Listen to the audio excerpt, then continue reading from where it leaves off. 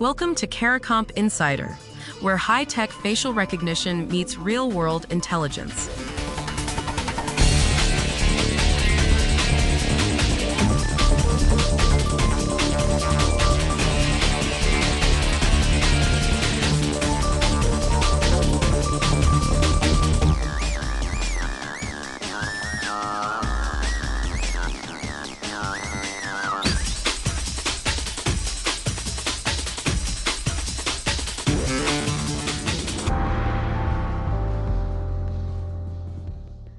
A 95% match score from a facial recognition system sounds like a slam dunk.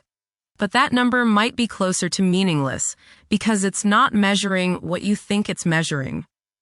If you work anywhere near biometrics, identity verification, or digital security, this matters to you right now.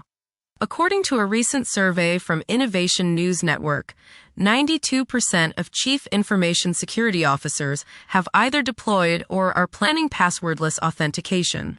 That's up from 70% just 1 year earlier, a 22-point jump. Biometric matching isn't experimental anymore. It's becoming the default proof of identity. So what actually happens between the moment a camera captures your face and the moment a system declares a match? Your face never gets compared as a photograph. The system converts it into a vector, basically a list of 128 numbers that represent the distinguishing geometry of your face. Eye spacing, jawline contour, nose bridge width, all translated into coordinates in a 128-dimensional mathematical space. Picture converting an architect's blueprint into GPS coordinates. You don't store the blueprint, you extract the structural features and plot them as points. When the system compares two faces, it's calculating the distance between two sets of coordinates, not eyeballing two photos side by side. Before that comparison can even happen, the image passes through a multi-stage pipeline.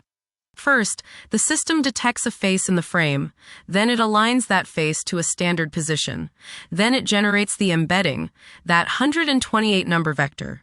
Then it classifies or verifies against a database. Each stage is a potential failure point. A bad detection or a slight misalignment cascades through everything downstream.